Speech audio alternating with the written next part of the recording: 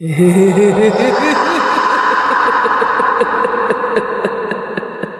African folktale story about a girl who woke up drunk in a graveyard. Ada woke up in the dead of the night too. Ada's fingers trembled as they searched the bare spot on her neck. The gold chain, her late grandmother's gift, was gone. That necklace had never left her skin, not even in the shower. Now it was just missing. She tried to stand, her legs wobbling beneath her like they were made of thread. A heavy fog hung over the cracked headstones, each one whispering something she couldn't understand. A distant owl hooted. Then, silence. Her phone. Where was her phone? She dropped to her knees and scrambled through the damp soil, her nails caking with mud and something else. Then, suddenly, buzz. A weak glow blinked under a pile of wet leaves. Her phone screen was cracked, battery blinking red at 2%. One missed call. From unknown. She opened it. Voice message. Ada, you weren't supposed to wake up. Not here. Not yet. She froze. Who sent that? She glanced around. There was no sign of life, just rusted iron gates ahead and a giant tree with roots like veins. Then she saw them, 2 footprints. Fresh. Leading into the darkness between the graves. Suddenly a clang, like metal scraping stone. She turned. A man stood at the far end of the cemetery. He wore a long coat, and his eyes glowed faintly, red. Not from any reflection. Just red. Who are you? She called, her voice cracking. No reply. He took a step forward. Ada ran. The night swallowed her footsteps as she sprinted out of the graveyard, breath heaving, panic rising. The iron gates creaked as she pushed through, and city lights flickered in the distance. She was near the main road. A taxi rolled by. She waved frantically. It stopped. She jumped in. The driver didn't look at her. Just said, Ada, you're late. She jerked her head to him. How do you know my name? He just smiled. You don't remember me. But we met. At the party. What party? She shouted. But he said nothing more, only drove, deeper into the city. The taxi moved like a snake through the sleeping streets of Lagos, neon lights flickering on closed shops, motorcycles abandoned beside potholes, and the deep hum of an urban city that never really rested. Ada sat hunched in the back seat, arms wrapped around herself, eyes locked on the driver's reflection in the rearview mirror. He didn't blink. His skin looked waxy under the dashboard glow, and his hands, large, dry, and scarred, gripped the steering wheel tightly, knuckles pale. She didn't recognize him, not in any vague way that could be brushed off as coincidence. He said they met at a party, but what party? And more importantly, why was she in a graveyard? Sir, she began cautiously, voice still shaky from her sprint through the cemetery. Where exactly are we going? The driver didn't answer immediately. He exhaled, slow and deep, like he'd just tasted something bitter. To where you belong, he said, eyes never leaving the road. Ada's breath caught in her throat. No, she said quickly, I want to go home. I live in Ajagunal, by the old supermart. Do you know it? He smiled. Yes, he said. But that's not your home. Not anymore.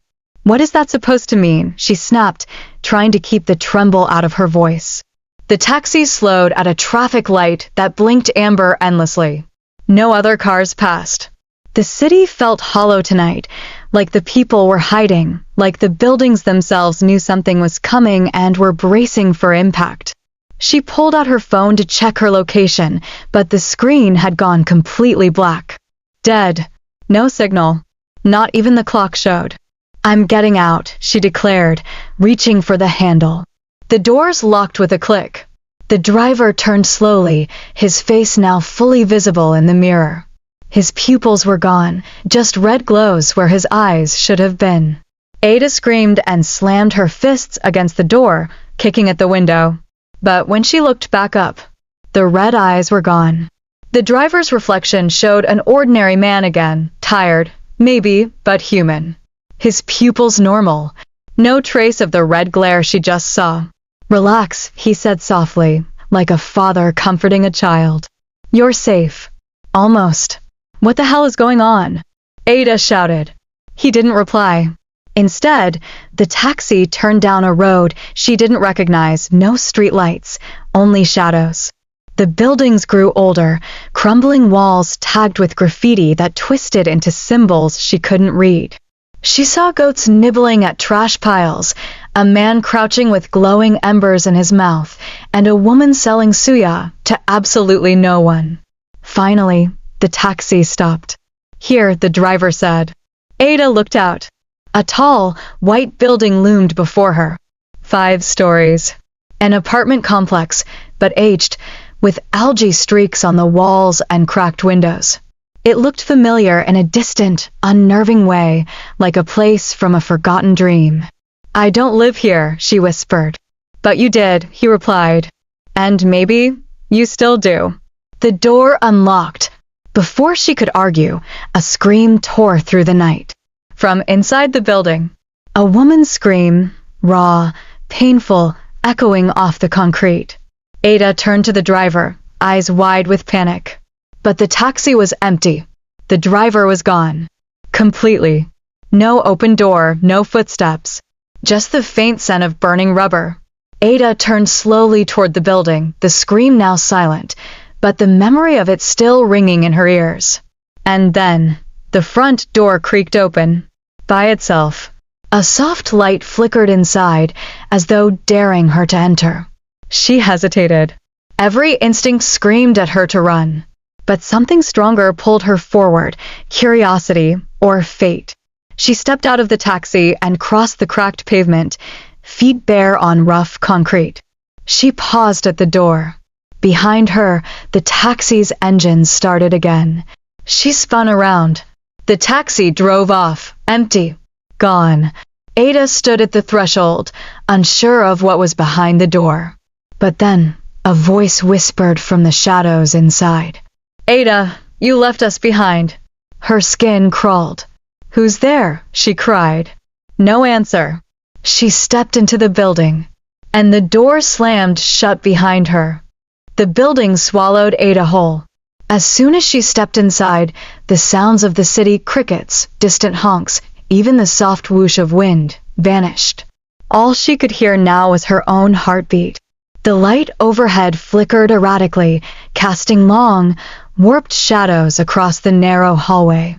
The walls were off-white, smudged with fingerprints and what looked like old blood near the skirting.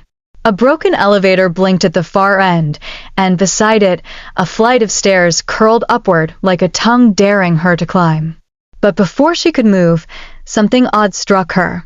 The scent of jollof rice. It was faint, carried by an unnatural breeze that had no source. And then a memory slammed into her chest like a train. She was at a party.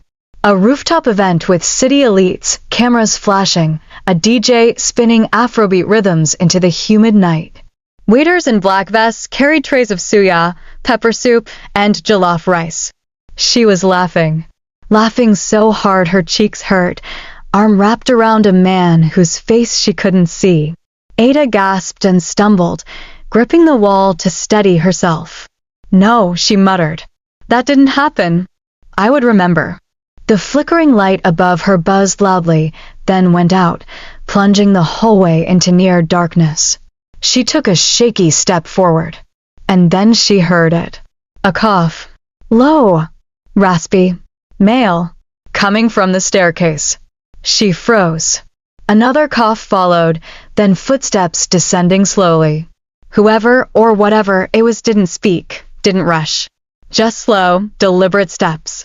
1, 2, 3. Ada's breath hitched. She looked around for a place to hide, but the corridor was bare. Only doors lined the walls, all closed. All dark. Except one. Apartment 206. Its door was ajar, light leaking from inside like a whisper. Without thinking, Ada dashed in and slammed the door behind her, holding the knob with trembling hands. The footsteps stopped. She waited. Seconds passed. Then a minute. Nothing. No one knocked. No one called her name. Still, Ada didn't move from the door. She was too afraid to look around. But then, something caught her eye on the wall directly opposite the entrance. A large photo in a wooden frame. It was her, smiling, in a red dress she had never seen before. One shoulder exposed.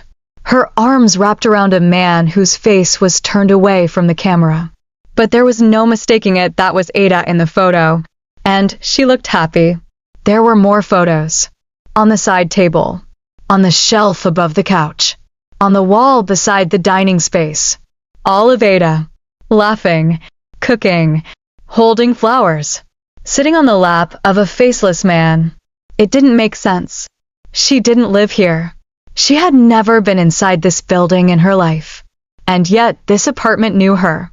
Her phone was still dead, but on the table near the couch sat a landline phone. One of those old rotary types, cream-colored and dusty.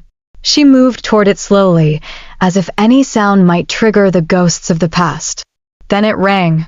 A single, violent shriek that echoed through the apartment. Ada screamed and backed away, her hands over her ears. It rang again, and again. She forced herself to approach and picked it up on the fifth ring, her voice trembling. Hello. Silence. Hello. Who is this? A crackle. Then a voice, deep, male, and familiar in a way that made her stomach turn. You're back early. He's not going to like that. What? She whispered. Who? The line went dead. A knock on the apartment door made her jump. She stared at the wood like it might explode. Another knock. Softer this time. She approached slowly, putting her ear to the door. A familiar voice spoke through it. Ada, open up. I know you're in there. You left something behind. Her knees weakened. It was the taxi driver. She hadn't heard the taxi return. No engine. No footsteps. Just his voice. Calm. Too calm. I don't know who you are, she said, her voice shaking. Please leave me alone. But you do know me, he replied gently. You knew me before they wiped your memory. Don't you want the truth? She backed away from the door. I don't believe you. You were at the rooftop party. You laughed. You danced. You signed the paper. Remember? You chose this. I never signed anything. He chuckled. That's what they all say. Until they see the footage. What footage? The door handle turned slowly. She screamed and ran to the far end of the apartment, grabbing a small wooden stool and lifting it above her head. But the door didn't open. Instead, it stopped moving. Silence again. Then a whisper so low she almost missed it. He's watching. Ada didn't sleep that night. She sat in a corner of the strange apartment, rocking slowly, waiting for daylight. But the city outside never brightened. The windows remained dark. And when she finally opened the curtain to look out, the street was gone. Only darkness beyond the window. No cars. No trees. No lights. Just endless, crawling shadows. Ada stood before the window for what felt like hours. Her hands pressed lightly against the cold glass, her breath fogging up the pane, though the room itself remained stifling hot. The outside world was gone. Where bustling city streets should have been, traffic, people, blinking streetlights, blaring radios, and night vendors shouting pure water. There was nothing, only shadows. Not even pitch-black darkness, but an oily, restless swirl of grayness that moved like mist with a heartbeat. She watched it dance, watched it pulse, watched it watch her back. Because that's what it felt like. Not emptiness. Presence. Suddenly, the light above flickered again. It hadn't done that in hours. It buzzed like a wasp trapped in a jar, and then something new happened. The radio on the kitchen counter crackled to life. A burst of static. Then a voice, old and familiar, filled the room. Good morning, Lagos. Another day in the great city, another breath in borrowed time. Ada turned slowly, heart in her throat. The radio continued, as though nothing was wrong. Coming up next, a memory from the vault. The rooftop party. You remember the one, don't you? Everyone came. Everyone left. Except one. Then music. Faint high-life instrumentals, smooth and haunting, like it was underwater. Ada stepped toward the radio. There were no wires. It wasn't even plugged in. She pressed the power button. Nothing happened. She turned the volume dial. The voice grew louder. Ada, it said. Her name. Check the closet. The music stopped. The voice cut. Silence. Ada's stomach turned as she faced the hallway that led to the bedroom. The door there was ajar, darkness thick behind it. She hadn't entered the bedroom since she arrived. Somehow, something about it felt off. Now it was calling her. The floor creaked beneath her bare feet as she walked across the apartment, hands brushing the walls for balance. She reached the bedroom door. Pushed. The hinges groaned. The room was dim, lit only by the orange street lamp glow that somehow still filtered through the curtain, even though there was no street outside anymore. The bed was neatly made. A queen-size mattress. Cream sheets with maroon embroidery. On the wall above it hung another photograph. Ada again. Only this time she was alone. Sitting on the edge of the same bed, crying. She didn't remember ever taking that photo. Who took it? When?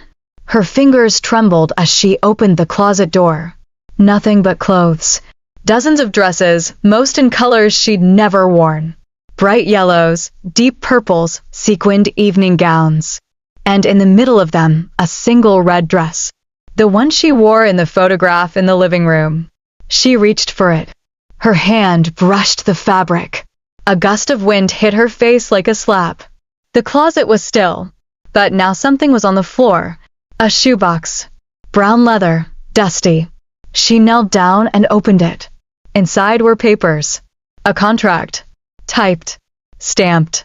Signed at the bottom in red ink. Her name. Ada Onika-Ease. Above it. Agreement of replacement. She scanned it frantically, trying to make sense of the legal language. The undersigned, of her own free will, consents to be a vessel for the departed, in exchange for forgetting, one full cycle of memory per life agreed upon. Duration, 7 years. Location of transfer, elevated ground. Rooftop ritual overseen by the circle. Her breath caught. It wasn't a dream. There had been a party. There had been a rooftop. And she had agreed to something. She flipped to the last page. More signatures. Not just hers. There were 5 others, each with strange names like Fawn of the Forgotten and DDO, Witness of Twilight. The final signature was a symbol, a blood-red spiral. Suddenly, the closet light flicked on above her. No switch, just a light. And behind her, the bedroom door slammed shut. Ada screamed and spun around, running toward it, but it wouldn't budge. She banged on it. Let me out. The air grew heavy. The temperature dropped like someone had opened a freezer in the room. Her breath came out in white puffs. And then, whispers. Dozens of them. Male, female, old, young. You came willingly. You laughed. You wore the red dress. You danced on our graves. You belong to the house now. Ada fell to her knees, hands over her ears, but the whispers only grew louder. They circled her, crawled into her mind like vines in a crack. And then she heard his voice again. The taxi driver. He's been waiting, Ada. You should have stayed away. But you came back. That makes it binding. She shook her head violently. No, I didn't come back. I woke up there. I didn't choose this. Laughter. Low. Unforgiving. Endless. Suddenly, the closet door slammed shut on its own. The light burst, sparks flying. The room plunged into darkness, and something moved behind her. A shuffle, a scraping, a breath. Then, Ada. She spun around, ready to scream. But there was nothing. Nothing but her own reflection in the mirror across the room. Only, it wasn't her reflection. The woman in the mirror was smiling. But Ada was not. The woman in the mirror wore the red dress. The woman in the mirror held the contract, and the woman in the mirror winked. Then the lights came back on. The door swung open. Silence. The apartment was normal again. The radio was off. The closet empty. The window showed an ordinary street. Cars. People. As if none of it had happened. Ada stood alone in the hallway, heart thudding. And suddenly, her phone buzzed. It turned on. 3:03 a.m. One unread message. You're still here. Good. Don't leave. It's not over. The phone slipped from Ada's trembling hands and fell to the floor, screen up. The message still glowed. You're still here. Good. Don't leave. It's not over. She backed away from it as if it had bitten her. The walls around her suddenly felt too close. The air in the apartment thickened, pressing down on her shoulders like 1,000 invisible hands. Her ears buzzed, and her vision blurred slightly. It felt like the apartment itself was breathing. The digital clock on the microwave blinked to life. 3:03. 3:04. 3:05. Tick, tick, tick. Each second sounded like a hammer in her ears. Then, silence again. No wind. No whispers. No movement. Ada dropped to her knees and crawled toward the couch. She didn't want to stand anymore. The ground felt safer, closer to reality. Her thoughts spiraled as she hugged her knees to her chest, trying to piece together everything she'd seen. The photographs. The contract. The voices. The mirror. And now, the circle. The name from the contract scratched its way back into her mind. Rooftop ritual overseen by the circle. She had no memory of them. No recollection of who or what they were. But her soul remembered. Her bones remembered. And that made her afraid to sleep. But her eyes burned. Her body ached. She had been awake since the graveyard. She gave in. Just a few minutes, she thought. Just enough to breathe. And that's when she slipped into a dream. The rooftop. Again. But clearer this time. Ada stood in a sea of city lights. Legos stretched out before her like a carpet of stars turned upside down.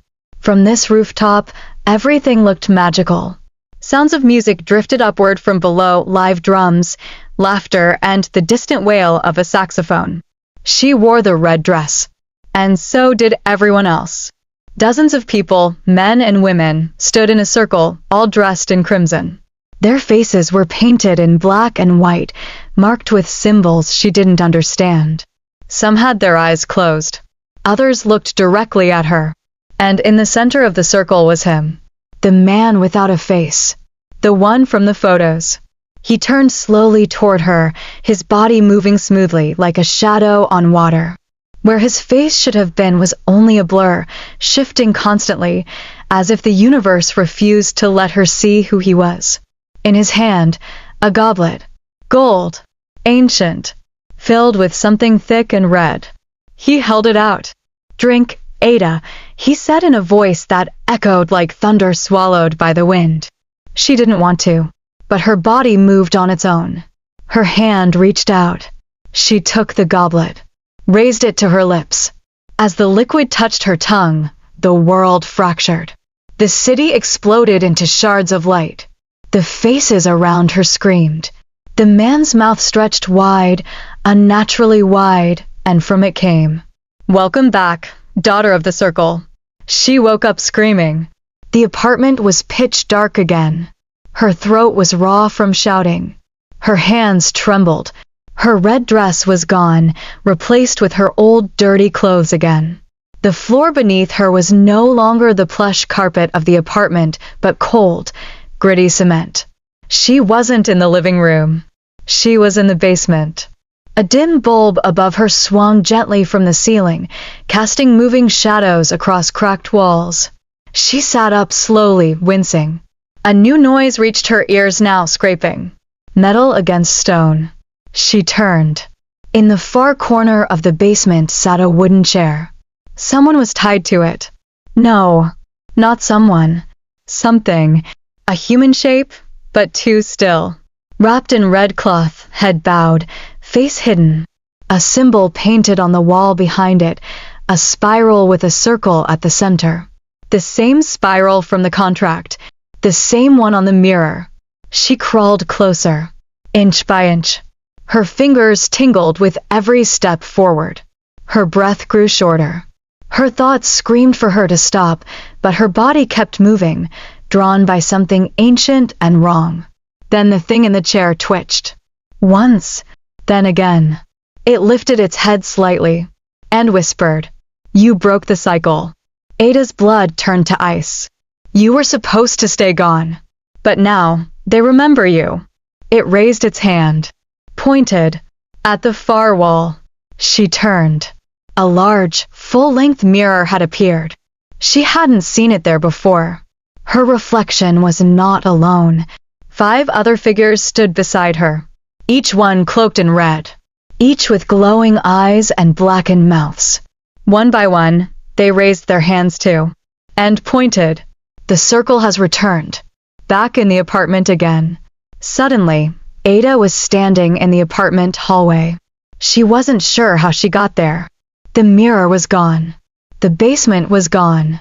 She was breathing hard. Sweat clung to her skin. The contract still lay on the coffee table, but now it was open to a different page. A list. Names, dates, times, and a single bold line. Next transfer. 3:33 a.m. Ada Onika Ease. She checked the microwave clock. 3:32 a.m.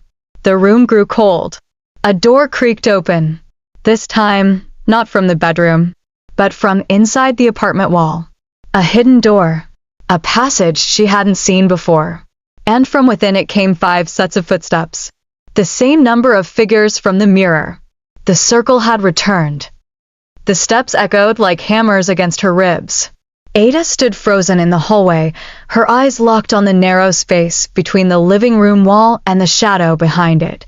The door, no taller than a broom closet and painted the same color as the wall, had swung open as if it had always been there, waiting for its moment. And now, 5 figures emerged. Tall, shrouded, red. The same 5 she had seen in the mirror, cloaked in flowing scarlet fabric that never quite touched the ground, even as they moved forward. Their faces were hidden beneath masks, smooth and black like polished stone. Their eyes glowed with a pale yellow light, like old lanterns burning from deep within a cave. They didn't speak. They didn't have to. Ada could hear their thoughts, or maybe they were hearing hers. "Why are you here?" she asked aloud, though her voice came out a whisper. They stopped in perfect formation. One stepped forward, the tallest. It extended a long, gloved hand, and in it was a roll of parchment sealed with a red wax spiral. Ada took a step back. "No, I didn't agree to this. I don't remember signing anything. I don't even know who you are." The second figure raised its hand and clicked its fingers once. The lights in the apartment dimmed to blood orange. The walls trembled slightly. The microwave clock blinked. 3:33 a.m. It was time. The parchment in the tall figure's hand unraveled midair. It floated in front of her, revealing the contract again, but this time, the letters were alive. They slithered across the paper like worms in soil, constantly reshaping, reforming. Her name rose to the top. Ada Onika Eze, vessel in between reinstated. Terms of reentry. Breach of final memory clause. Compensation. Void. Ada backed up until she hit the kitchen counter. She grabbed a knife instinctively. Her breath came in sharp gasps. "Stay away from me." The third figure stepped forward. From within its cloak, it pulled out a small object, a chain. Her chain. The gold one she'd worn before she woke in the graveyard. It was stained now. Red and black. It dropped it at her feet. A signal. Ada looked down, then up again. The 5 had now spread out across the room, one by the kitchen, one by the window, one beside the couch, one at the hallway, and the last at the center. The ritual had begun, and she was the center. The apartment changes again. The walls began to bleed. At first it was just a crack in the paint, a trickle of red down the side of the living room wall. Then another. Then another. In seconds, crimson lines ran down every wall, staining the floor like roots growing through a corpse. The photographs in the hallway melted. Not burned, melted. The images sagged like wax, their faces drooping, colors running, mouths stretching into silent screams before vanishing completely. Ada screamed. She ran for the front door and pulled. Locked. She unlocked the bolt. Pulled again. Still locked. The chain above rattled without touching it. Behind her, the figures began to chant. Low. Deep. Wordless. But the sound was powerful. It throbbed in her chest, made her vision shake. The air smelled of burning fabric and dust and something ancient, like the smell of a long-sealed tomb opened after centuries. Suddenly, the middle figure stepped into the exact center of the room. It drew a spiral in the air with its hand. The spiral glowed. It floated toward Ada and entered her chest. She staggered back, gasping, clutching at her heart as heat exploded inside her like a furnace had been lit behind her ribs. She collapsed to her knees. Memories, not hers, poured into her mind. A woman crying in the rain on a bridge. A boy digging a hole behind a church with his bare hands. A voice whispering, "She danced on our bones," and laughed. A body falling from a rooftop, dressed in red. Ada screamed and shook her head violently. No. No. Those aren't my memories. I didn't see that. I didn't do that. The fifth figure moved to stand directly in front of her. This one was different. Its cloak was embroidered with tiny gold letters in a language she didn't recognize. It reached out and touched her forehead with a single gloved finger. In an instant, the apartment disappeared. The circle's chamber. She stood now in a circular room. Not the apartment. Not the city. A dark chamber made entirely of concrete and bloodstone. The walls pulsed like living flesh. Above her, a hole in the ceiling showed a sky that was black and starless. In the center was an altar. Stone. Wet. Carved with spirals and sigils. The five figures stood around her, and the faceless man, the one from the rooftop, stood at the altar, finally clear. He had a face now, and it was hers. Her face. He smiled, wearing her expression like a mask. And he spoke with her voice, distorted slightly like it echoed through broken speakers. You wanted to forget, Ada. But forgetting always has a price. You broke your end of the deal. You tried to leave. You came back. Now, you must take the memory again. She was frozen. Memory of what? She demanded. The altar glowed. An image appeared, Ada, standing on the rooftop, surrounded by dozens of laughing people. She was holding the goblet. Smiling. Below her, someone screamed. And then, she pushed them. Off the edge. A body fell, and the crowd cheered. Ada staggered back. No, that's not me. That's not, I wouldn't. But now she remembered. She had pushed someone. She had danced. She had laughed. She had been chosen. Not as a victim, but as one of them. A carrier. A vessel. A circle member in training. And now they had come to take her back. The offer. The circle closed in around her. The cloaked leader raised its hand, revealing a second contract. This one shimmered in gold. Accept your role, and the pain will end. Refuse, and the city will never let you go. Stay, and remember everything. Leave, and become no one. Ada stared at the contract, breath catching in her throat. What was real anymore? The apartment? The rooftop? The graveyard?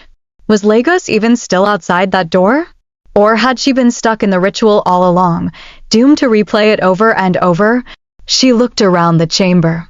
The five, the spiral, the altar. Everything in her screamed to run. But something in her pulsed with heat. Power, memory, ownership.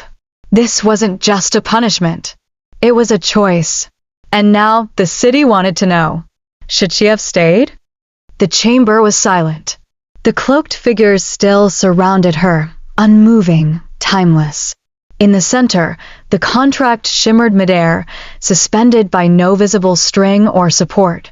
Its glow pulsed gently, like a beating heart. On the altar below it, Ada could still see her own reflection in the gold-tinted stone, smiling, sinister, holding the goblet. But it wasn't just the scene that terrified her. It was the ease with which she had smiled, the comfort she seemed to feel in the madness of that night. Ada stepped back, shaking her head. This isn't real. This is a nightmare. I'm dreaming. She looked down at her hands, trembling, scratched, dirty, and pressed a fingernail into the skin of her palm. The pain was sharp and real. No, not dreaming. Still trapped. Still watched. And the circle was waiting. Choose, the faceless version of her whispered again from the altar. Stay, or disappear. Her heart thudded in her ears. She couldn't stay here. She couldn't go back to being one of them. Whatever she had done in the past, it couldn't define her future. I want out, she whispered. The chamber trembled. I want out, she screamed. And, just like that, the ground beneath her vanished. Ada landed hard. Concrete scraped her palms as she rolled across rough pavement. Streetlight flickered overhead. Horns blared somewhere in the distance. Sirens wailed faintly across the night. She was back on the streets, back in Lagos. Or, was she? Everything looked almost right, but too clean, too quiet. No one else walked the streets. No buses roared past. No vendors shouted in Yoruba or Igbo or Pidgin. She was in the city, but alone. She looked around in a daze. The street signs were blank. The buildings towered higher than she remembered, all windows dark. Not a soul in sight. But the city, it was breathing. The air shimmered in waves, as if the sky itself was watching. Shadows twisted slightly behind her, never moving when she looked directly at them, but always shifting in the corner of her eyes. She walked forward, arms wrapped tightly around her chest. A block later, she saw it. A wall, miles long, lined with faces. Human faces, pressed into the concrete. Dozens, hundreds, thousands. Some had mouths open as if screaming. Others had blank stares. Some had eyes that seemed to follow her. Ada approached slowly. She reached out to touch one, an old woman, eyes wide with sorrow, mouth sewn shut by a spiral of barbed wire. As her fingers made contact, a voice whispered behind her. They all made the wrong choice. She spun around. A young boy stood a few feet away, barefoot and dressed in school uniform stained with dirt and dried blood.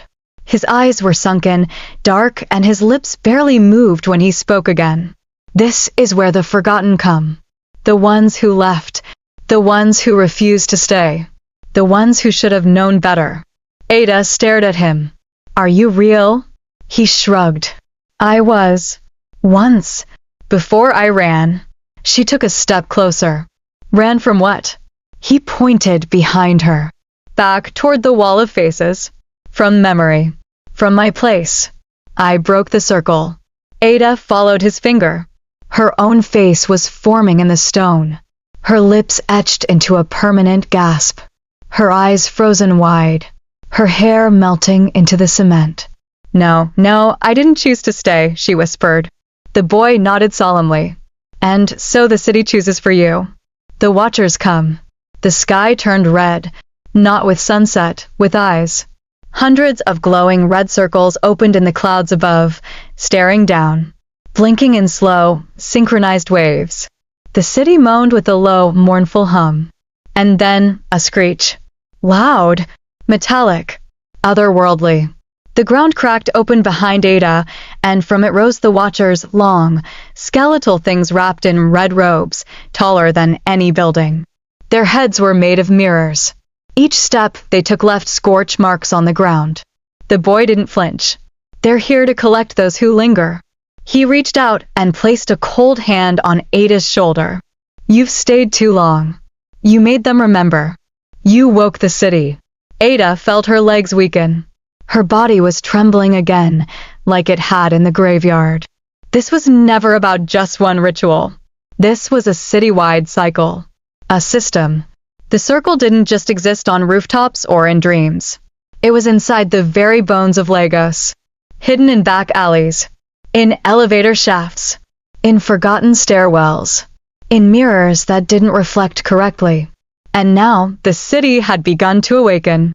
Because she had returned. Because she remembered. Because she had tried to forget. The boy looked up at her one last time. They'll take you soon. Ada's voice cracked. Where? He looked past her, toward the approaching watchers. The place where faces go. Rooftop, again, but different. Suddenly, everything tilted. Her body was ripped sideways, as if the world had turned inside out. She blinked and found herself back on the rooftop. The one from her visions. The one from the ritual. But this time, she was alone. The city lights flickered like dying fireflies. Wind howled through the empty chairs left behind. The goblet sat on the altar again, waiting, only this time it was already full. And beside it, a second goblet. Empty. A voice echoed from the darkness behind her. You have one more chance. She turned. The faceless version of herself stepped out from the shadows again, dragging a golden chain behind it like a leash. One cup brings forgetting, but keeps you trapped in the city's dream. The other restores your memories, but makes you remember everything you've ever done and everything you were born to be. The faceless Ada stepped forward and handed her both goblets. Should you have stayed? That's not a question for me anymore. It's a question for you. Ada looked down at the two goblets in her hands. The wind screamed. The city lights all went out. Only one spotlight now glowed overhead, bathing her in white fire. Her fingers curled around both goblets. And the goblets trembled in Ada's hands. One gleamed with dark liquid, thick as ink, giving off a strange, honey-sweet scent. The other was empty, but cold, unnaturally cold, as if it had just been pulled from the heart of a frozen grave. Ada stared down at both, caught in a silence so heavy it made her ears ring. Behind her, the faceless version of herself stood perfectly still, whispering in a voice that echoed only inside her head. Drink from the full goblet, and you forget everything. Return to the warmth of blindness, where the city uses your body as it pleases. Drink from the empty one, and memory returns, but so does everything buried inside you. Every sin, every ritual, every night you walked through fire. Ada could barely breathe. The wind screamed through the rooftop again, lifting papers and debris into the sky like confetti made of ash. Somewhere below, far beneath the tower, the city shifted, buildings groaning like restless corpses, power lines humming with the voice of the old gods. She wasn't just choosing between two drinks. She was choosing between two realities, two selves. And as she stood frozen, something broke behind her. A slow, cracking sound. She turned. The faceless version of herself was crumbling, splintering like glass from the inside. With every second that passed, pieces of it fell away. Not like stone or wood, but like mirror shattering. Behind the reflection was a girl. Another Ada. Tied to the rooftop's railing, mouth bound by gold thread, eyes wide and wet and pleading. The real Ada's knees buckled. Is that me? The reflection spoke in her mind again. That was you. That is you. That might still be you. And suddenly, she understood. The reflection was a mask worn by the circle to keep her chained. The bound girl was her original self. Trapped, abandoned, forgotten. Before the ritual. Before the chains. Before the circle fed on her soul. The rooftop faded.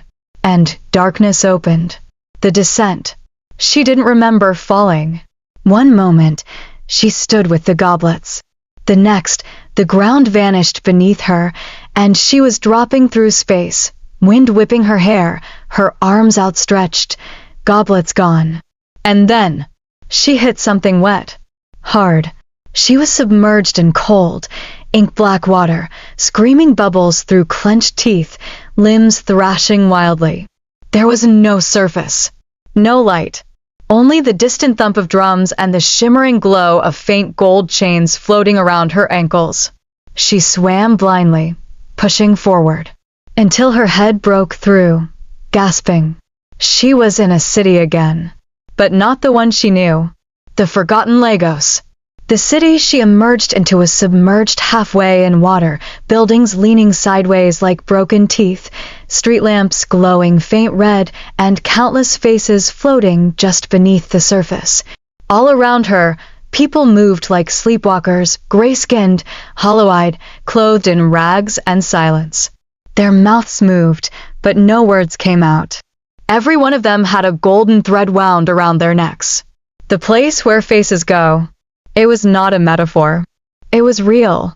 The place where the forgotten Ada, the one who once ran through Ashadi's dusty markets, who danced in Acacia clubs, who kissed boys under banana trees, had been tossed. A landfill of lost selves.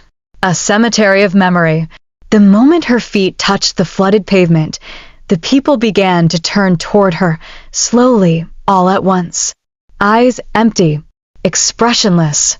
But their bodies started to whisper. Not with mouths, with skin. Messages rippled through their flesh, like ink under transparent pages. She drank it. She didn't stay. She remembers. And then, all around her, the world began to shake. The gathering. A massive gong rang through the city.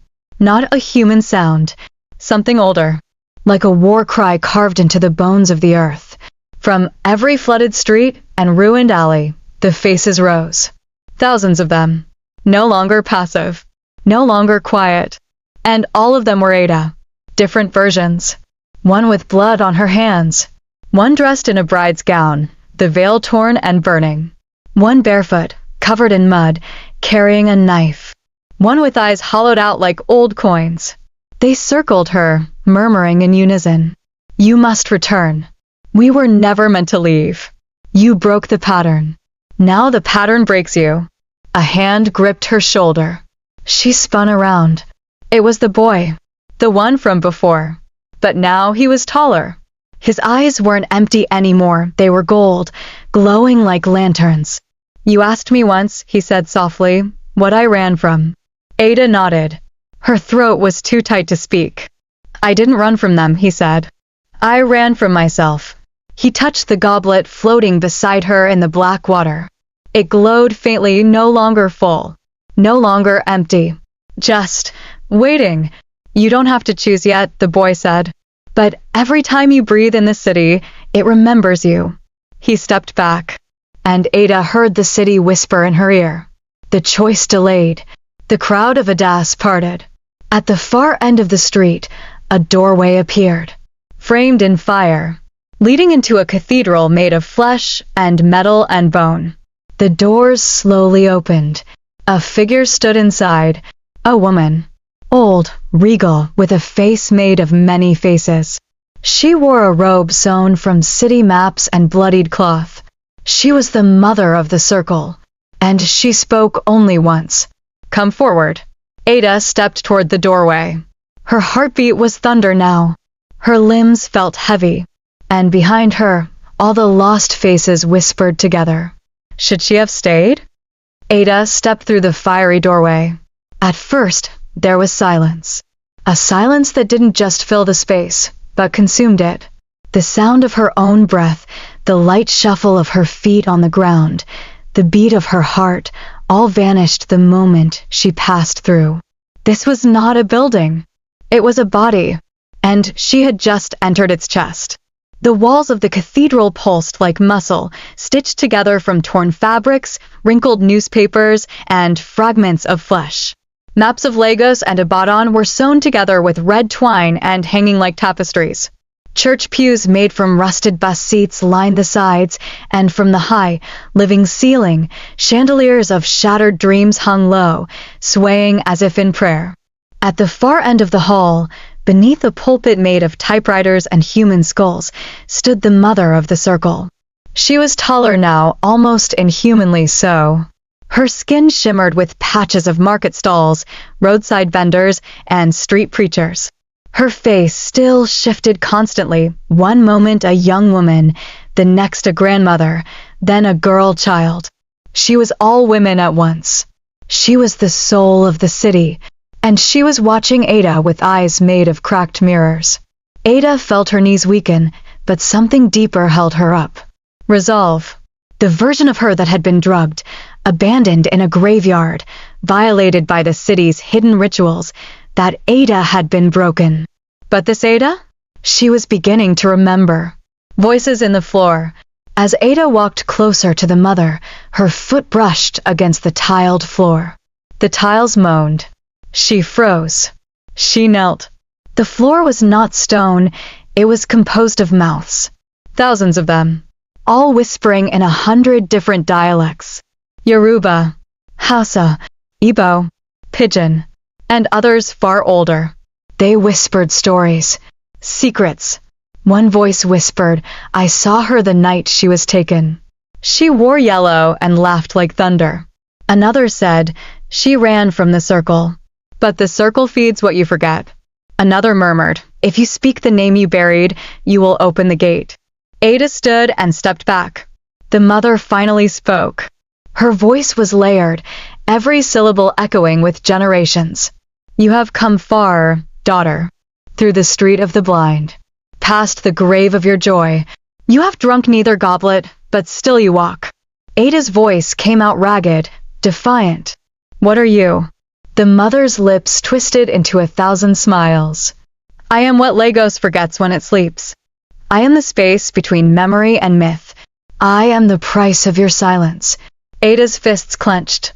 Her voice cracked with pain. You let them do that to me. The circle. They took my name, my blood, my mind. You gave it to them, the mother interrupted gently. You begged to forget. I was drunk. No, the mother said. You were desperate. And then the floor shifted. The cathedral twisted inward, like a womb turning inside out. Pews melted into rivers of melted steel, windows curled like scrolls, and suddenly, she stood in her own memory. The night she was taken. She was back in Lagos. Her real city. The real world. Ikeja at night. Music thumping from clubs. Bright lights casting shadows of desire. And there she was, Ada, dressed in yellow, spinning in a crowd, young, laughing, carefree, surrounded by friends she hadn't seen in ages. Or perhaps they'd never existed. A young man approached her in that memory, smooth, with sharp cheekbones and eyes too calm for someone his age. "Want a real party?" he asked. She remembered now. She said yes, and they took her to a warehouse. Beyond the third mainland bridge, lit only by red lanterns and marked by a strange symbol, a circle inside a triangle, inside another circle. The circle's lair. She drank something bitter and sweet. Then the ritual. Not with knives, not with blood, but with forgetting. She had signed a name she no longer remembered. They called it the trade. And in return, she was offered protection from pain, from sorrow, from loss. The mother's voice returned. You asked us to take your grief. You asked to forget the boy in the grave, the mother in the hospital, the betrayal in your house. Ada staggered backward. It wasn't just about the circle. She had come willingly. She had run from pain and paid in memory. The trial of return. Back in the cathedral, she collapsed to her knees. The mother of the circle stepped forward, lifting a hand that contained a single glowing thread. Do you wish to undo the trade? Aye. The thread sparkled with fragments of her forgotten past. A boy's laughter, a woman's cooking, the sound of her father's voice before he left. But also, a grave with her brother's name, an empty phone screen, a room she never wanted to enter again. If I take it back, I feel it all, everything, and if I don't, you forget again. We let you go, empty but safe. You will return to your flat. You will never wake in the graveyard again. You will work. You will laugh. But your soul will be someone else's. Ada stared at the thread. In it, her real life flickered like flame. Then she looked up at the mother. "I want the truth," she whispered. And she reached for the thread. But before her fingers touched it, a voice thundered through the cathedral. "Stop her." Everything exploded in smoke. The interrupted ritual. Darkness returned. Figures burst from the walls, robed, faceless, eyes glowing. The original circle. The ones who offered the trade. Now furious. "You cannot undo what was given," one hissed. "She chose blindness," another cried. "She must not see." A massive hand of shadow reached for Ada. She turned, and someone tackled her out of the way. It was the boy. The one from the city's edge. The one with the golden eyes. "This way," he shouted.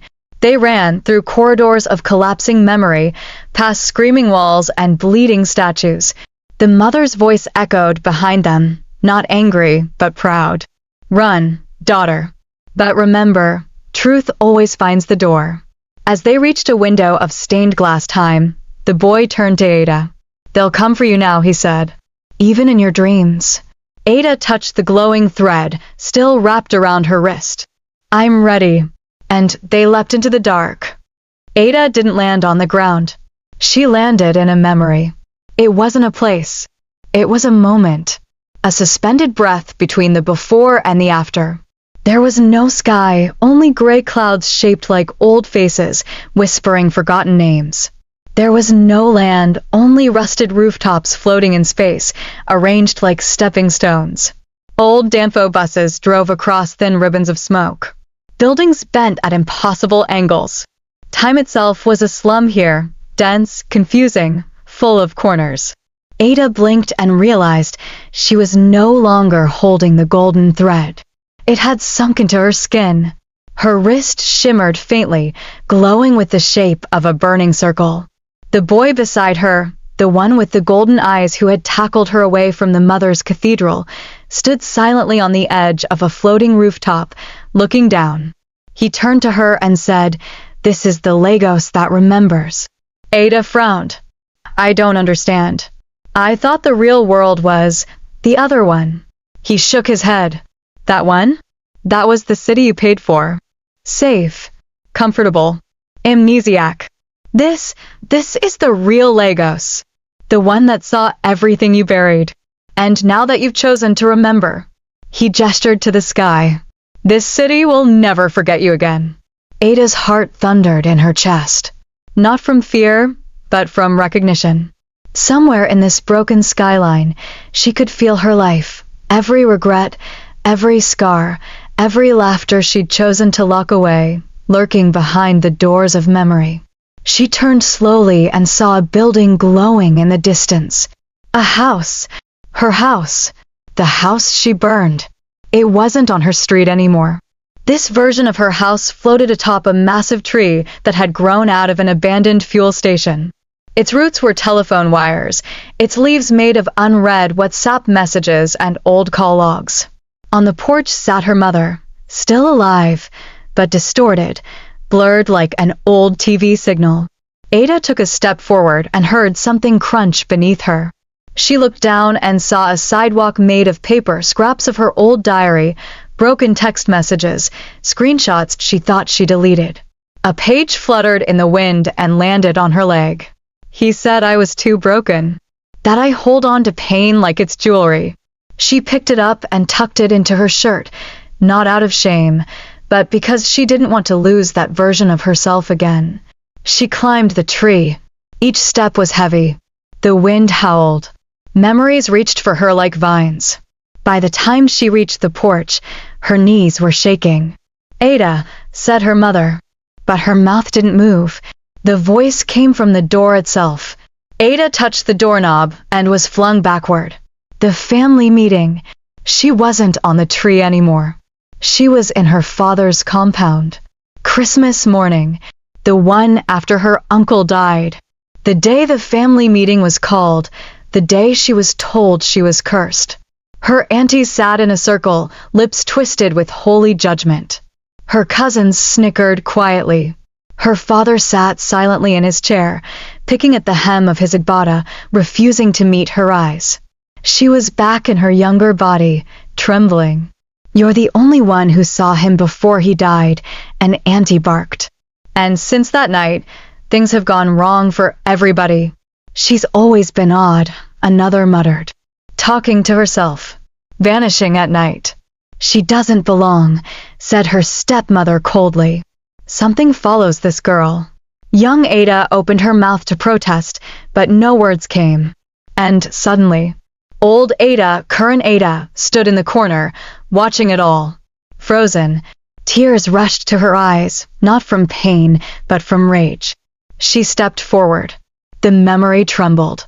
Her young self looked up, startled. The room's walls groaned. And for the first time in a long time, Ada spoke directly into her past. "I do belong," she whispered. "You just never wanted to understand me." The room cracked like glass. Her stepmother screamed as the walls shattered. Her father reached out, but his arms turned to smoke. Then it was gone. Ada stood alone in a space of falling stars. The boy with the golden eyes appeared beside her again. "You're cracking through your locked memories," he said. "That's good." She turned to him. "Who are you really?" He sighed. "I am the part of you that refused to forget. The part they couldn't drown. Call me Cole." Cole's story. They sat under a burning billboard. The ad was for a phone brand that no longer existed. Instead of lights, it glowed with regrets. Cole leaned back and stared at the fake stars. "I've lived inside your city for years, Ada. The version of it you built to survive. When you made the trade with the Circle, you left me behind." Ada frowned. "But I don't remember making the trade. I only remember being desperate." "That's how they get you," Cole said. "You didn't sign a contract. You whispered it. Into the city. Into the night." And Lagos listened. Ada looked around. "Why is this version of the city still here?" Cole stared at her with those golden eyes. "Because the city remembers those who remember themselves." They sat in silence until Cole stood and pointed into the distance. "Do you see that?" Ada squinted. A massive spiral tower twisted into the clouds. Its windows were TV screens, each flashing moments of her life. Some she remembered. Most she didn't. "That's the Tower of the Return," he said. "Climb it and you'll get everything back. Your memories. Your voice. Your power." But Cole's face darkened. "The Circle will try to stop you. They don't care if you remember some things. But if you reach the top, they die. Because their power lies in forgetfulness." Ada exhaled. This wasn't about healing anymore. This was war. The first trial, Okira Market. Before they could begin the journey to the tower, they had to pass through Okira Market. But not the real one. This market only sold things people gave up on. Tears bottled in perfume jars. Dreams folded like Ankara wrappers. Broken friendships preserved in jars of ash. Each stall whispered, "Ada, trade your father's silence for peace. Trade your brother's coffin for a new smile. Trade coal for freedom." But she shook her head. "I'm done trading." Suddenly, the market froze. And a figure appeared in the center of the road. A member of the Circle. Tall, faceless, wearing a suit stitched from eviction notices and obituary photos. "You don't belong here, child." Ada stepped forward. "I do now." The figure raised its arm, and 1,000 shadows rose from the stalls. Past lovers, fake friends, gossipers, manipulators. Their mouths sewn shut, their eyes bleeding truths. Cole stepped in front of her, ready to fight. But Ada raised her hand. "No," she said. "I face them," and as they rushed toward her, she screamed a name she hadn't said in 10 years. "Nonso." The memory shattered. The shadow screamed.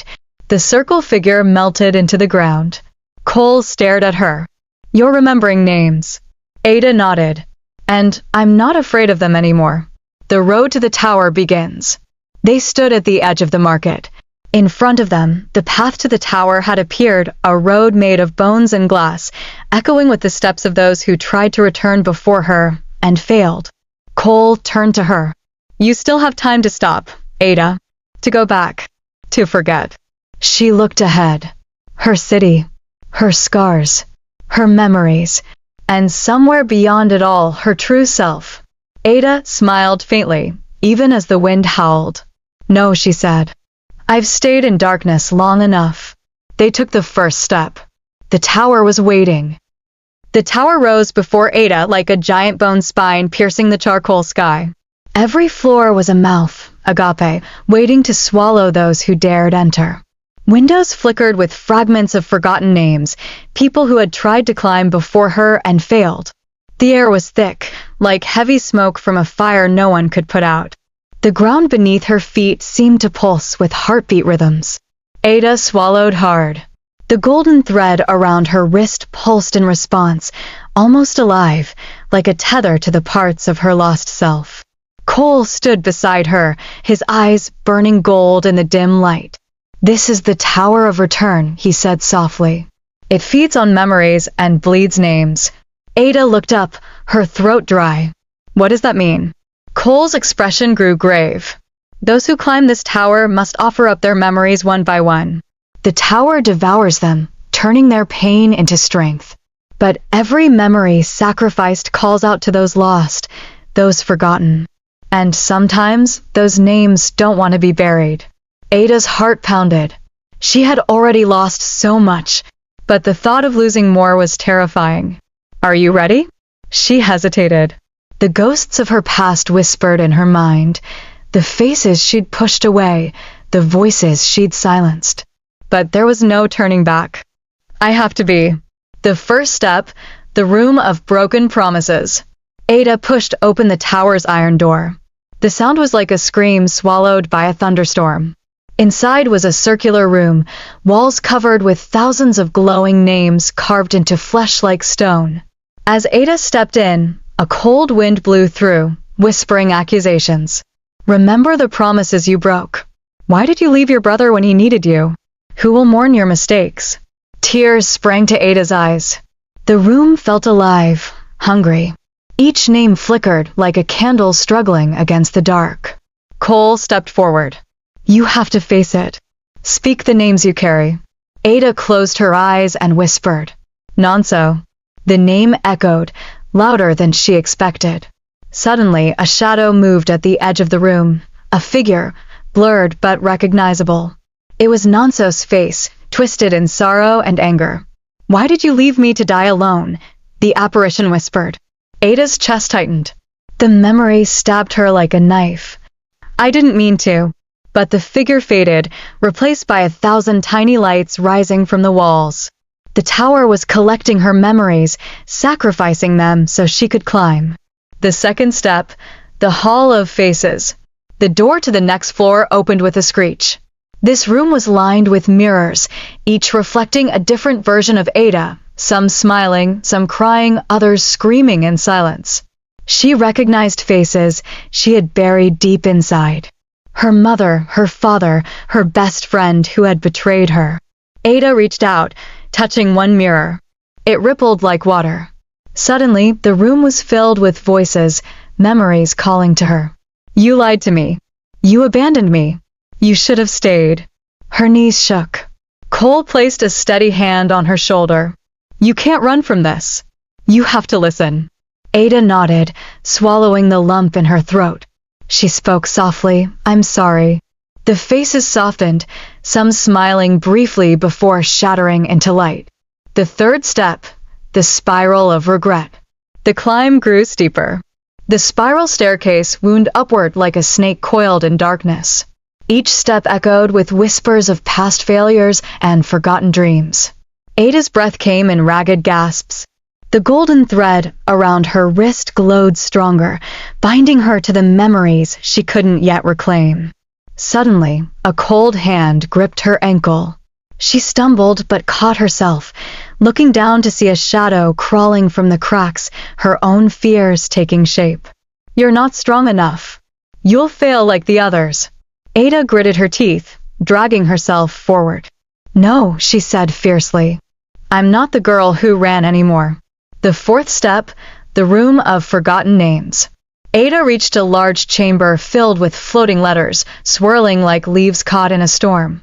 These were the names no one remembered, lost friends, strangers, secrets. She reached out, touching the letters.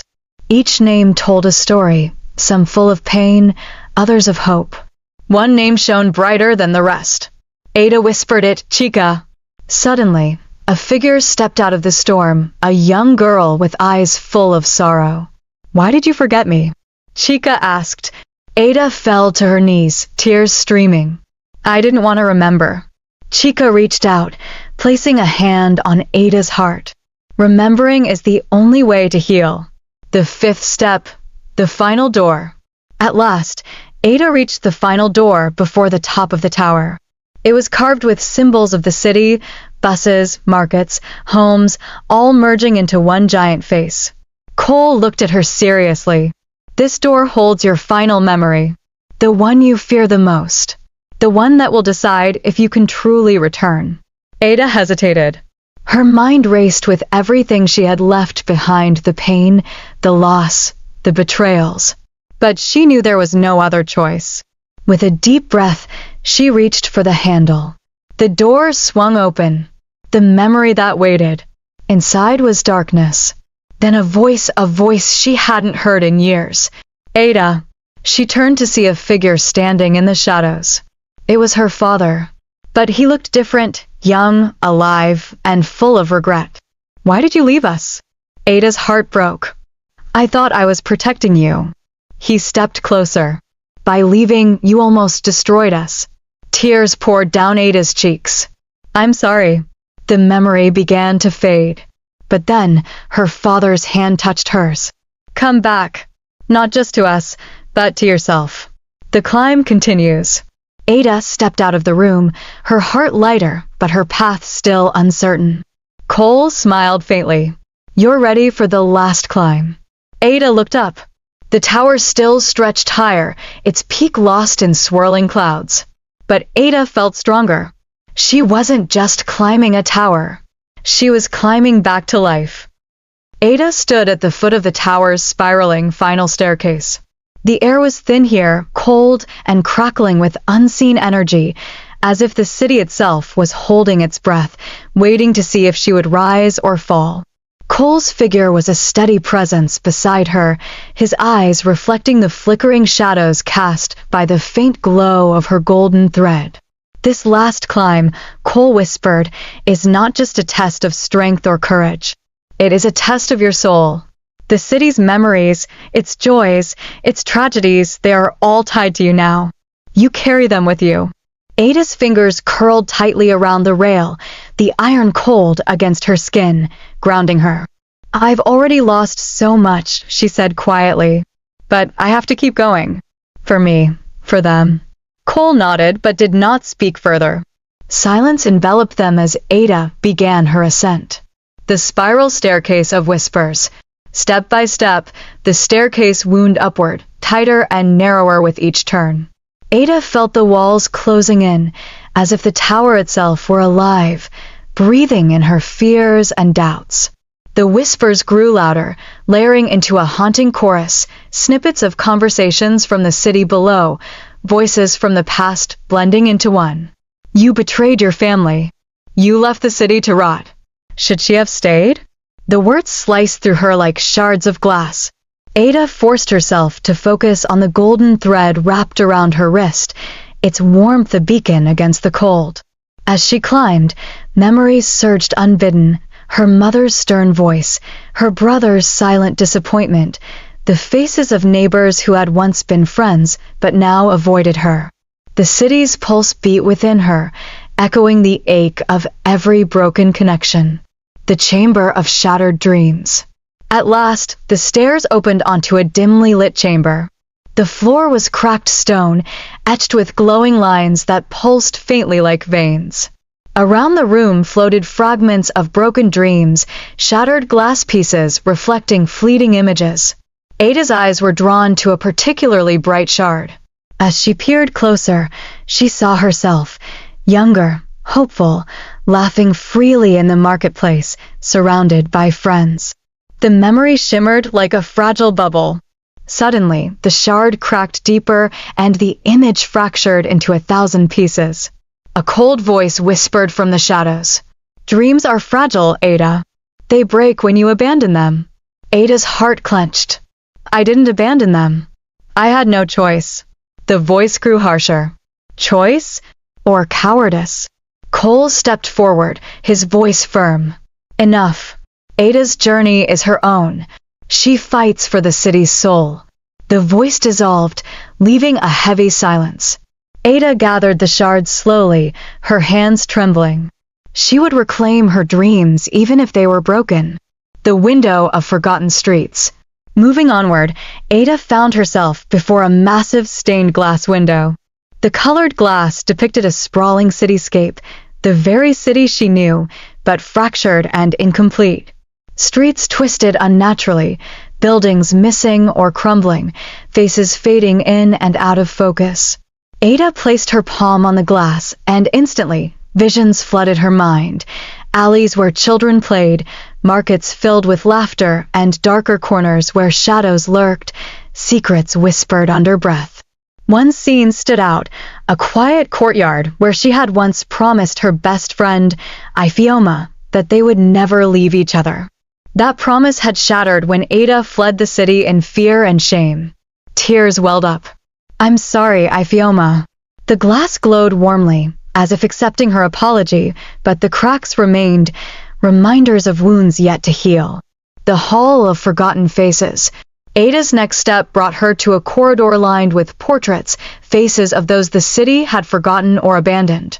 Each portrait was a silent story, a life erased from memory. Ada's fingers brushed a painting of a young boy with hollow eyes, then a woman with a faded smile. Suddenly, one portrait shimmered, her own face, reflected back but aged, weary and scarred. Who am I now? Ada whispered. A faint voice replied, You are the keeper of memories, the bearer of burdens. Ada's knees buckled. The weight of the city's forgotten lives pressed down on her. But somewhere deep inside, a spark of determination flared. The final threshold. Ahead, a heavy door barred the way, the last barrier between Ada and the tower's peak. It was inscribed with ancient symbols, representing the city's history and the souls entwined with it. Cole turned to her. This is where you face your ultimate truth. The choice, to reclaim your past and rebuild, or to let it crumble and disappear forever. Ada's breath caught. The question echoed in her mind. Should she have stayed? The city's soul, her family, her friends, all depended on her answer. She stepped forward, hand trembling as it reached for the door. Ada's fingers trembled as they touched the cold, ancient door at the summit of the tower. The heavy wood was scarred and worn, etched with symbols that pulsed faintly with a ghostly blue light. The air around her felt charged, thick with anticipation and fear. Cole stood quietly beside her, watching. His expression was unreadable, but Ada sensed the weight of the moment pressing down on both of them. This door holds your final choice, Cole said softly. Behind it lies your truth and the city's. To open it is to face everything you've run from. Are you ready? Ada swallowed hard, her heart pounding in her chest. The question echoed in her mind, louder than the city below. Should she have stayed? She took a deep breath and pushed the door open. Inside was a vast chamber filled with mirrors of every shape and size. Each mirror reflected not only Ada's image, but moments from her life, some joyful, some painful. But as Ada moved through the room, she noticed something unsettling. The reflections began to shift and distort, showing versions of herself she did not recognize, bitter, angry, broken. A whisper echoed from the shadows. Which is your true self, Ada? The one you show the world or the one you hide? Ada's pulse quickened. She walked towards a large mirror in the center. Her reflection stared back, eyes shining with tears and determination. I am both, she said firmly. I am not just one thing. Suddenly, the room darkened. The mirrors shattered, and shadows emerged, figures from Ada's past, distorted and accusing. There was Ifioma, her best friend, with a hurt expression. "You abandoned me." Her mother's stern voice echoed, "You were selfish." Her brother's disappointed gaze pierced her soul. Ada's knees shook. "I never meant to hurt you." The shadows laughed coldly. "Words are cheap." But Ada stood tall, her golden thread glowing fiercely. "I'm here now. I'm fighting for all of us." The room began to flood with light, then water, rising rapidly around Ada. Each droplet was a memory, laughter shared, tears cried, promises broken and kept. She was drowning in her past, but the golden thread kept her anchored. She reached deep within herself and pulled, dragging memories up into the light. Faces smiled at her old friends, family, even strangers she had helped. The city was alive within her, its soul intertwined with hers. As the water receded, Ada saw a glowing book resting on a pedestal. "This is the city's story," Cole explained. "Your story. You can rewrite it. But once you do, there's no turning back." Ada reached for the book, her hands steady. She opened the pages, seeing the city's history, its pain, its hope, its future. Should she stay and rebuild? Or leave and let the city fade into memory? Her heart screamed for her to stay, to fight.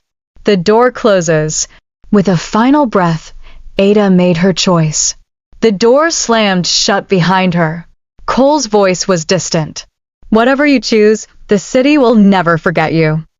The heavy door slammed shut behind Ada with a thunderous echo that seemed to shake the very foundation of the tower. For a moment, all was silence. Then a low hum began, vibrating through the stone walls, filling the chamber with an ancient power. Ada's breath caught in her throat as the glowing book lay open before her, its pages shimmering with unread stories waiting to be written. Ada's eyes scanned the glowing script, each word pulsing with the lifeblood of the city, its people, its struggles, its dreams. She saw the faces of her neighbors, the merchants hawking goods on bustling streets, the children playing in dusty alleys, the elders telling tales beneath the moonlight.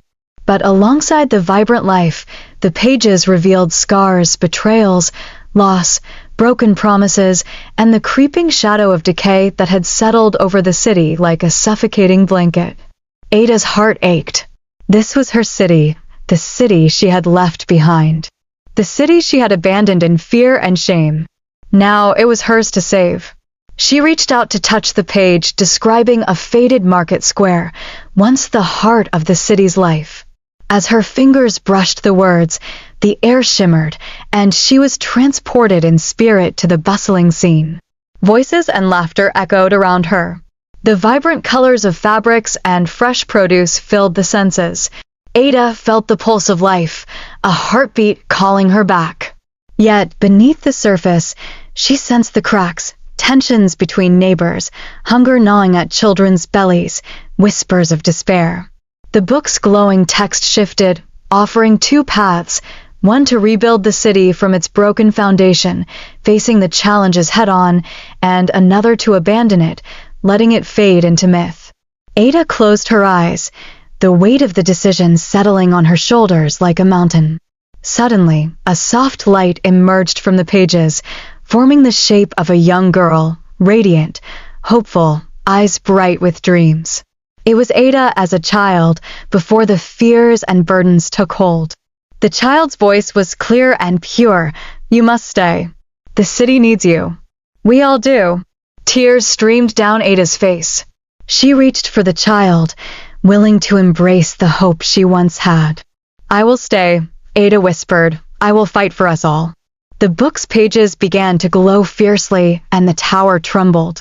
Outside, the city streets stirred as if awakened from a long slumber. Cracks in the pavement glowed faintly, and life slowly began to pulse through the veins of the city once more. Ada could feel it, the city's soul rekindled by her choice. Her golden thread shimmered, binding her more deeply to the land she had called home. But with rebirth came resistance. The shadows in the city stirred, old wounds opening and challenges looming. Cole's voice broke the silence as the door opened again. His eyes were grave. The choice to stay is the beginning, not the end. The city will test you. Its ghosts will come. You must be ready. Ada nodded, steadying herself. I'm ready. As they descended the tower, Ada looked back once more. The city was alive, fragile, and hers to protect.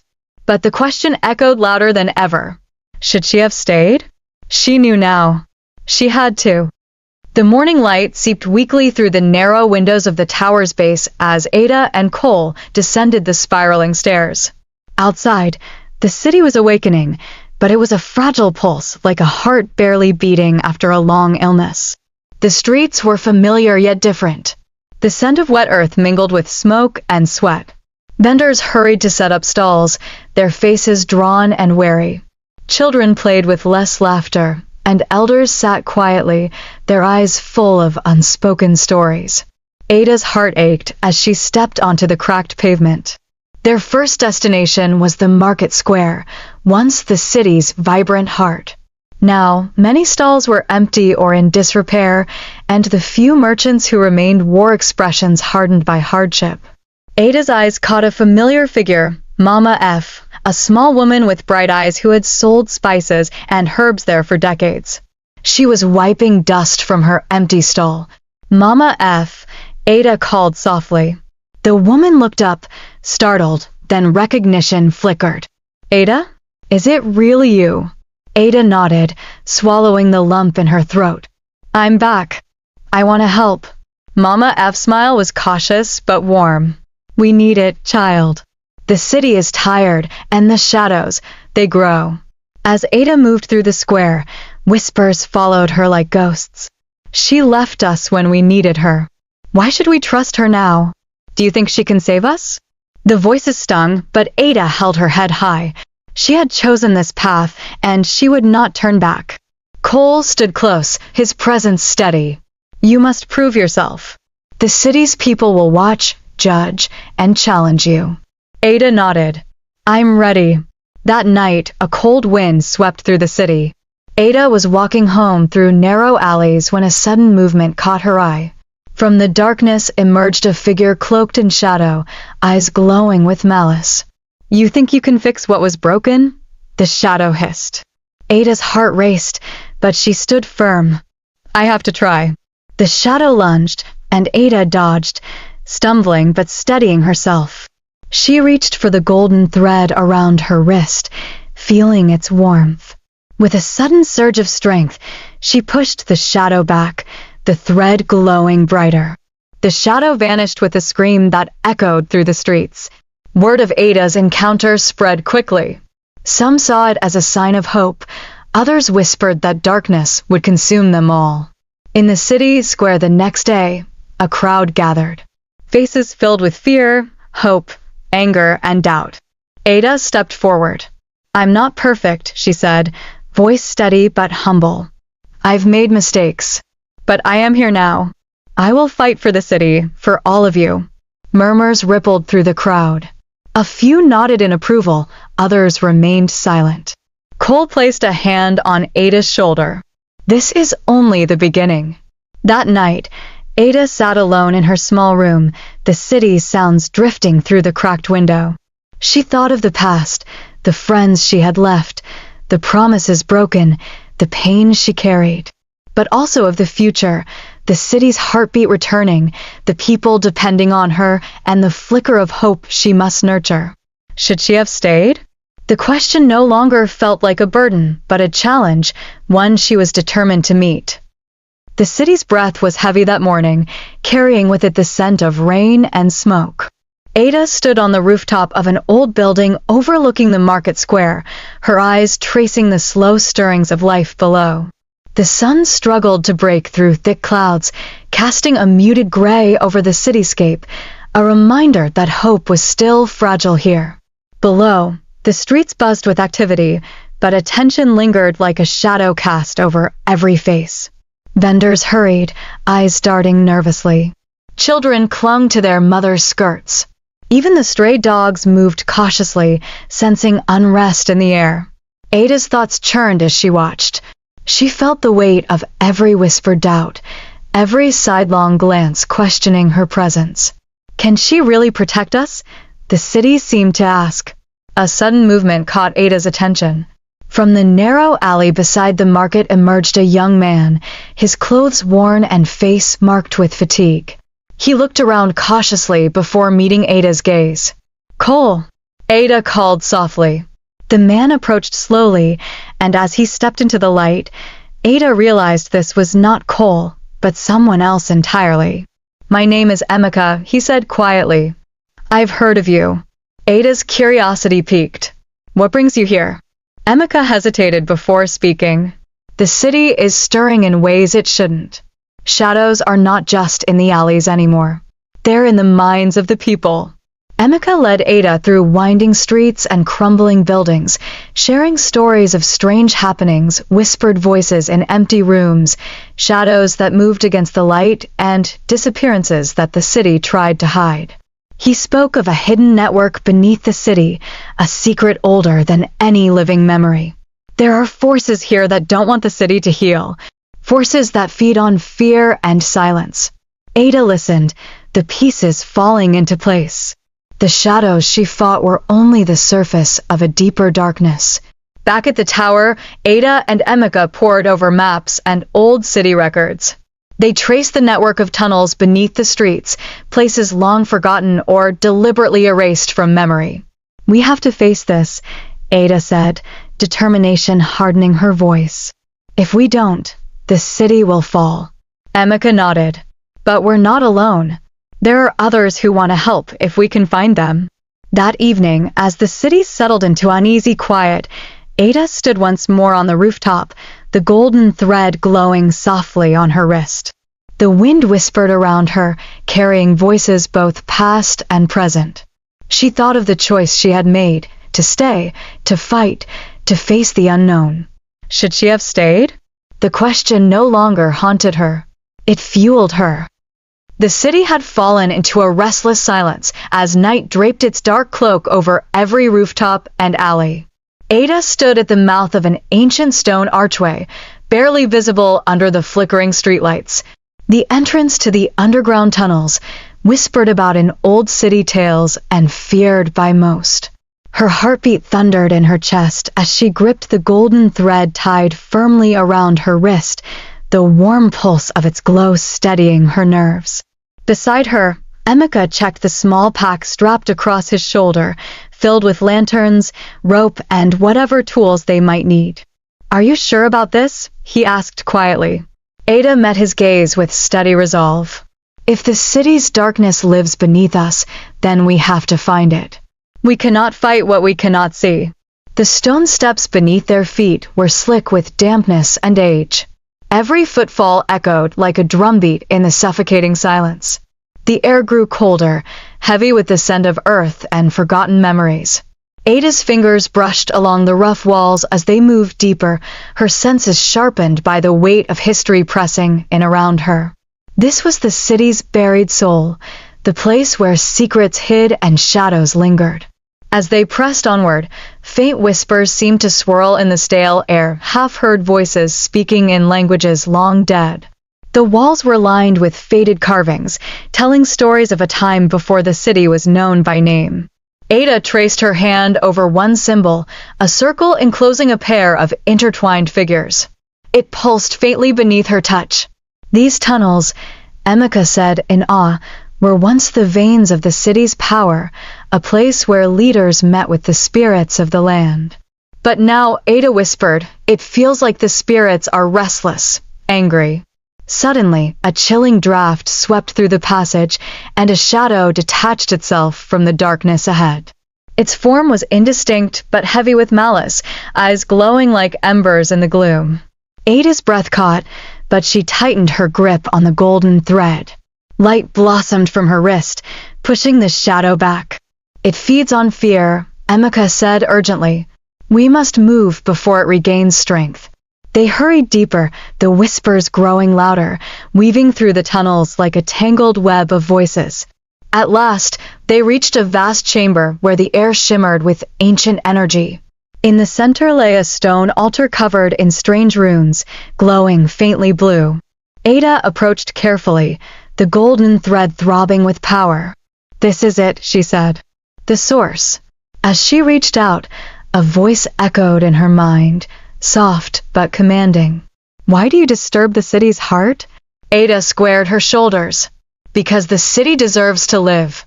Because I have chosen to stay and protect it." The voice lingered, then the glowing runes flared brightly, flooding the chamber with warm light. The shadows retreated. Ada felt a surge of strength, not just in her arm, but in her soul.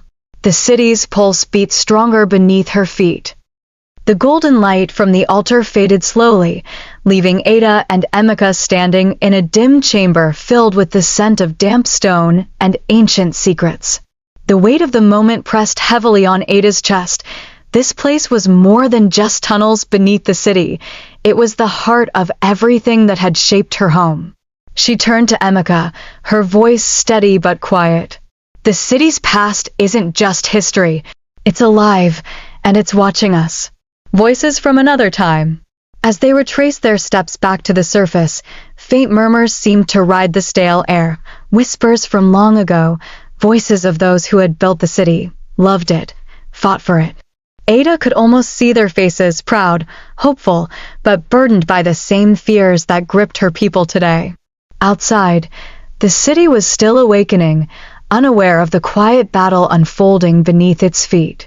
Back in the market square, a gathering had formed. Word of Ada's journey underground had spread, and curiosity mixed with fear in the eyes of the crowd. Among them was Neka, the healer who had cared for Ada's wounds after the graveyard night. Her face was stern, but her eyes held a spark of belief. "You've seen things others cannot," Neka said as Ada approached. "But the city needs more than light in the dark. It needs people to stand with you." Ada nodded, the burden of leadership settling deeper. "Then we find those people. Together." That night, as the city slumbered beneath a heavy sky, Ada and Emeka began searching for allies, people with stories like hers, people who had felt the city's silent cry. They found fishermen whose nets returned empty, but who spoke of strange lights on the water. Shopkeepers whose goods vanished mysteriously. Children who told tales of shadowy figures watching from rooftops. Each story wove a tapestry of fear and hope, a city on the edge, waiting for someone to pull it back from the brink. Among the allies was Amadi, a quiet man who knew the city's streets better than anyone. His knowledge of secret paths and hidden places became invaluable. "Fear makes people blind," Amadi said. "But it also makes them desperate. That's when shadows grow strongest." Ada felt the truth in his words, knowing the fight ahead would test every ounce of courage she had. Days later, as rain battered the city, a sudden explosion rocked the marketplace. Flames licked the sky, and screams filled the air. Ada rushed through the chaos, her heart pounding. Shadows fled from the blaze, but she saw something more sinister, a message carved into the stone walls: "Stay away or lose everything." The city was fighting back, and so was the darkness. The morning after the fire, the city was a place transformed. Smoke curled into the pale sky, carrying with it the acrid sting of fear and defiance. Ada stood at the edge of the ruined marketplace, her eyes sweeping over the shattered stalls and blackened stones where families once traded laughter and goods. The scent of burnt wood mixed with the heavy rain that had started to fall, soaking the dirt and turning it into slick mud. Around her, the people gathered silently, their faces etched with shock, anger, and an unspoken question: who would protect them now? Ada's chest tightened. This was no longer just about fighting shadows underground or unearthing ancient secrets. The darkness had grown bold. It was trying to crush the city's spirit out in the open.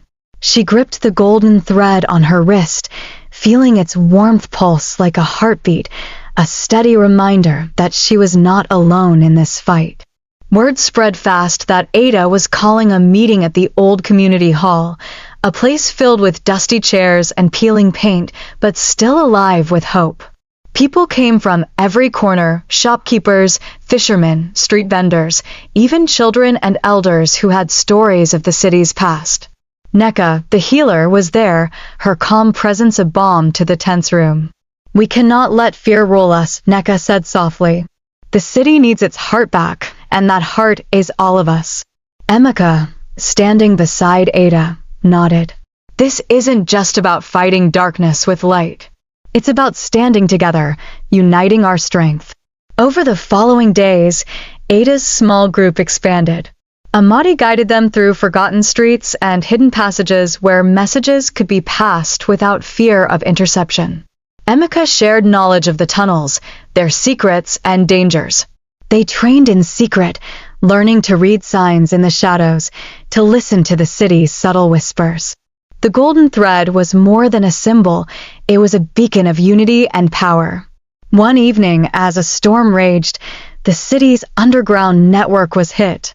Explosions shattered the silence in the tunnels beneath the old district. Panic threatened to rise, but Ada stood firm. "We cannot retreat," she said fiercely. "If they want war, then war is what they will get." That night, beneath the stormy sky, Ada climbed once more to the rooftop overlooking the city. Lightning cracked, illuminating the vast urban expanse, a city scarred but breathing, alive with resilience. Her eyes met the horizon where shadow and light collided. Somewhere in that vastness, the heart of the darkness pulsed. But so did the city's own spirit, a pulse that refused to fade. Ada whispered, "Should I have stayed?" "Yes, because this city is mine, and I will fight for it no matter what." The city was trembling, caught between the last breaths of night and the fragile dawn. Ada stood in the quiet before the storm, her silhouette outlined against the faint light spilling over the horizon. Around her, the city held its breath, waiting, watching, hoping. The battle for the soul of the city was about to reach a crescendo. Inside the community hall, the room buzzed with nervous energy. Faces illuminated by flickering candlelight looked toward Ada with a mixture of fear and fierce determination. They were no longer just residents or victims, they were warriors, united by a common cause. Emeka unfurled a worn city map across the table, tracing routes through narrow alleys, old tunnels, and hidden safe houses. "We know where they'll strike next," he said, voice low but sure. "The old harbor district. It's vulnerable, and it holds what they want." Ada nodded. "We protect the people. We protect our home." Outside, the city stirred as street vendors set up stalls, children played between cracked sidewalks, and the hum of daily life resumed despite the shadow looming overhead. Ada walked the streets, feeling the pulse of the city in the footsteps, voices, and fleeting smiles. This was why she stayed, not just to fight, but to live, to love, to belong. As twilight fell, dark clouds gathered, mirroring the tension that tightened in Ada's chest. Reports came in of shadows moving closer, their presence felt in whispered rumors and unexplained disappearances.